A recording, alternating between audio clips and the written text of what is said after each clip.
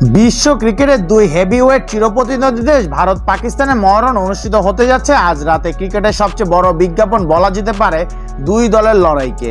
টি-20 বিশ্বকাপে পাকিস্তানের শুরুটা করেছে হোঁচট খেয়ে, তাই প্রতিপক্ষ যেই থাকুক তাদের জয় ছাড়া অন্য কিছু ভাবার সুযোগ নেই। অন্যদিকে প্রথম ম্যাচে জয় পাওয়া ভারত রোমাঞ্চকর এই লড়াই অবশ্য জয়ের লক্ষ্যেই মাঠে নামবে। নিউ ইয়র্কের নাসাউ কাউন্টি আন্তর্জাতিক ক্রিকেট স্টেডিয়ামে বাংলাদেশ সময় রাত 8:30টায় শুরু হবে ম্যাচটি। সীমান্তের উত্তেজনা ও রাজনৈতিক বৈরিতার কারণে ভারত পাকিস্তান প্রায় 17 বছর দ্বিপাক্ষিক কোনো সিরিজে মুখোমুখি হচ্ছে না। এর ফলে মর্যাদাপূর্ণ এই লড়াই দেখতে ক্রিকেট বিশ্বকে অপেক্ষা করতে হয় আইসিসি কিংবা এসিসির কোনো মেগা আসরের দিকে। যুক্তরাষ্ট্র ওয়েস্ট ইন্ডিজ চলমান টি-20 বিশ্বকাপ সেই সুযোগ করে দিয়েছে। টি-20 বিশ্বকাপের প্রথম আসরের দুই ফাইনালিস্টের লড়াই দেখতে মুখিয়ে আছেন কিংবদন্তি ক্রিকেটাররাও, বিশ্লেষক থেকে শুরু করে সবাই।